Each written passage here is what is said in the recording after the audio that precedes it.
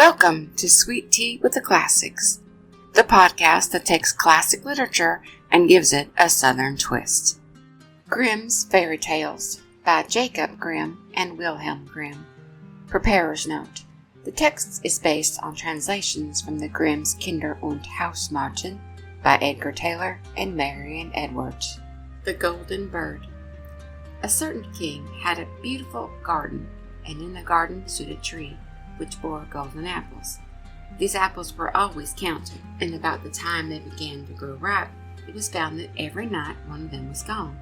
The king became very angry at this, and ordered the gardener to keep watch all night under the tree. The gardener set his eldest son to watch, but about 12 o'clock he fell asleep, and in the morning another of the apples was missing. Then the second son was ordered to watch, and at midnight he too fell asleep, and in the morning another apple was gone. Then the third son offered to keep watch, but the gardener at first would not let him, for fear some harm should come to him. However, at last he consented, and the young man laid himself under the tree to watch. As the clock struck 12, he heard a rustling noise in the air, and a bird came flying that was of pure gold, and as it was snapping at one of the apples with his beak, the gardener's son jumped up and shot an arrow at it, but the arrow did the bird no harm, only it dropped a golden feather from its tail, and then flew away. The golden feather was brought to the king in the morning, and all the council was called together. Everyone agreed that it was worth much more than all the wealth of the kingdom, but the king said, "One feather is of no use to me. I must have the whole bird." Then the gardener's eldest son set out and thought to find the golden bird very easily, and when he had gone but a little way, he came to a wood, and by the side of the wood he saw a fox sitting, so he took his bow and made ready to shoot it. Then the fox said, "Do not shoot me, for I will give you good counsel. I know what your business is, and that you want to find the golden bird. You will reach a village in the evening, and when you get there, you will see two inns opposite to each other, one of which is very pleasant and beautiful to look at. Go not in there, but rest for the night in the other, though it may appear to you to be very poor and mean." But the son thought to himself, "What can such a beast as this know about the matter?" So he shot his arrow at the fox, but he missed, and it set up its tail above its back and ran into the wood. Then he went his way, and in the evening came to the village where the two inns were. And in one of these were people singing and dancing and feasting, but the other looked very dirty and poor. "I should be very silly," said he, "if I went to that shabby house, and I left this charming place." So he went into the smart house and ate and drank at his ease, and forgot the bird and his country too. Time passed on, and as the eldest son did not come back, and no tidings were heard of him, the second son set out, and the same thing happened to him. He met the fox, who gave him the good advice, but when he came to the two inns, his eldest brother was standing at the window where the merrymaking was, and he called to him to come in. And he could not withstand the temptation, but went in, and forgot the golden bird and his country in the same manner. Time passed on again, and the youngest son too wished to set out into the wide world to seek for the golden bird, but his father would not listen to it for a long while, for he was very fond of his son, and afraid that some ill luck might happen to him also, to prevent his coming back. However, at last it was agreed he should go, for he would not rest at home. And as he came to the wood, he met the fox, and heard the same good counsel. But he was thankful to the fox, and did not attempt his life as his brothers had done. So the fox said, "Sit upon my tail, and you will travel faster." So he sat down, and the fox began to run, and away they went over stock and stone, so quick that their hair whistled in the wind. When they came to the village, the son followed the fox's counsel, and without looking about him, went into the shabby inn and rested there all night at his ease. In the morning came the fox again, and met him as he was beginning his journey, and said, "Go straight forward till you come to a castle, before which lie a whole troop of soldiers fast asleep and snoring. Take no notice of them, but go into the castle and pass on until you come to a room where the golden bird sits in a wooden cage. Close by it stands a beautiful golden cage, but do not try to take the bird out of the shabby cage and put it into the handsome one, otherwise you will repent it." Then the fox stretched out his tail again, and the young man sat himself down, and away they went over stock and stone till their hair whistled in the wind. Before the castle gate all was as the fox had said, so the son went in and found the chamber where the golden bird hung in a wooden cage, and below stood the golden cage, and the 3 golden apples that had been lost were lying close beside it. Then he thought to himself, "It would be a very droll thing to bring away such a fine bird in this shabby cage." So he opened the door and took hold of it and put it into the golden cage, but the bird set up such a loud scream that all the soldiers awoke, and they took him prisoner and carried him before the king. The next morning the court sat to judge him, and when all was heard, it sentenced him to die, unless he should bring the king the golden horse, which could run as swiftly as the wind, and if he did this, he was to have the golden bird given him for his own. So he set out once more on his journey, sighing in great despair, when a sudden his friend the fox met him and said, "You see now what has happened on account of your not listening to my counsel? I will still, however, tell you how to find the golden horse. If you will do as I bid you, you must go straight on till you come to the castle where the horse stands in a stall. By his side will lie the groom fast asleep and snoring. Take away the horse quietly, but be sure to put the old leathern saddle upon him, not the golden one that is close by." Then the son sat down on the fox's tail, and away they went over stock and stone till their hair whistled in the wind. All went right, and the groom lay snoring with his hand upon the golden saddle. But when the son looked at the horse, he thought it a great pity to put the leathern saddle upon it. "I will give him the good one," said he. "I am sure he deserves it." As he took up the golden saddle, the groom awoke and cried out so loud that all the guards ran in and took him prisoner, and in the morning he was again brought before the court to be judged, and was sentenced to die.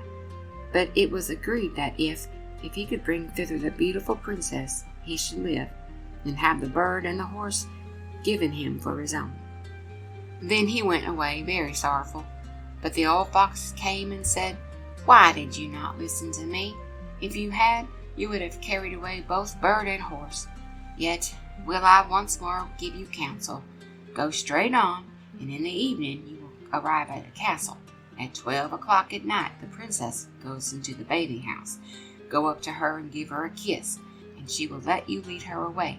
But take care you do not suffer her to go and take leave of her father and mother." Then the fox stretched out his tail, and so away they went over stock and stone till their hair whistled again. As they came to the castle, all was as the fox had said. At 12 o'clock the young man met the princess going to the bath, and gave her the kiss, and she agreed to run away with him, but begged with many tears that he would let her take leave of her father. At first he refused, but she wept still more and more, and fell at his feet, till at last he consented. But at the moment she came to her father's house, the guards awoke, and he was taken prisoner again. Then he was brought before the king, and the king said, "You shall never have my daughter, unless in 8 days you dig away the hill that stops the view from my window." Now this hill was so big that the whole world could not take it away, and when he had worked for 7 days, and had done very little, the fox came and said, "Lie down and go to sleep. I will work for you." And in the morning he awoke, and the hill was gone. So he went merrily to the king, and told him that now that it was removed, he must give him the princess. Then the king was obliged to keep his word, and away went the young man and the princess.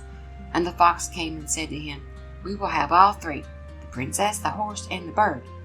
"Ah," said the young man, "that will be a great thing, but how can you contrive it?" "If you will only listen," said the fox, "it can be done.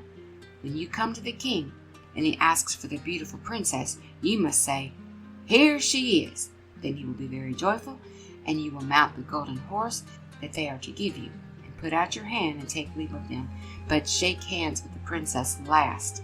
Then lift her quickly onto the horse behind you, clap your spurs to his side, and gallop away as fast as you can." All went right.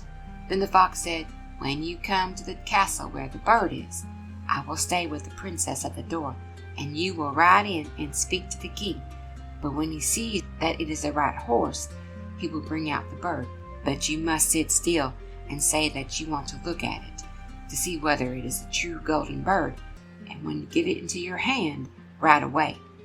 This too happened as the fox said. They carried off the bird.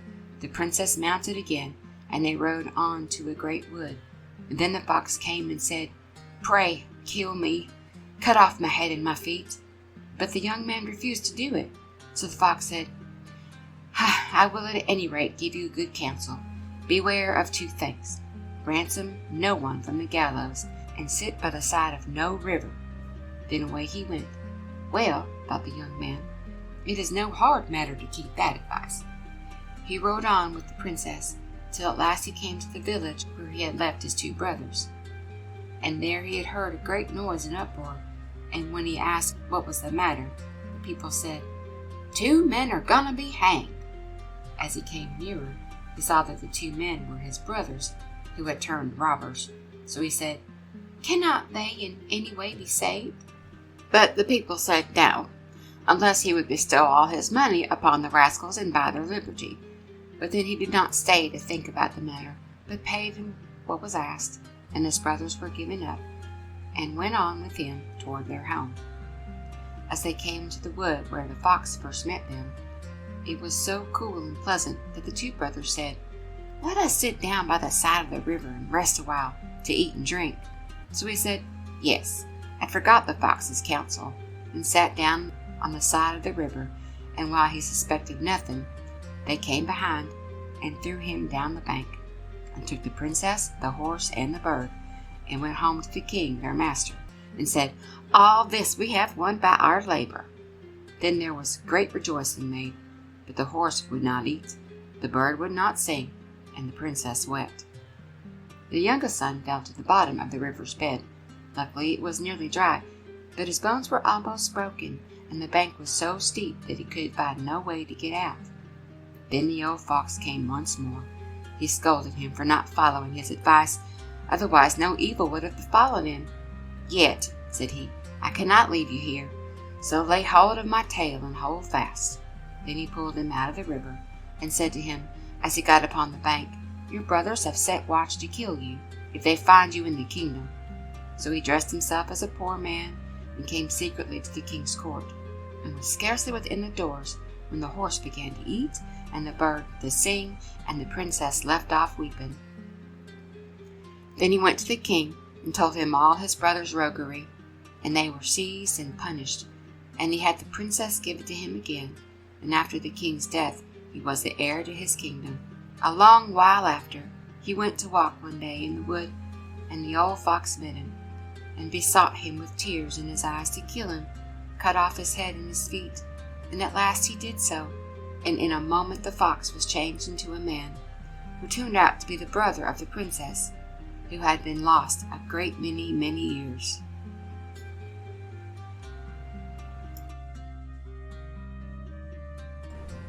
Thank you for listening to Sweet Tea with the Classics. We hope you enjoyed the episode. Please like, share, and subscribe for more.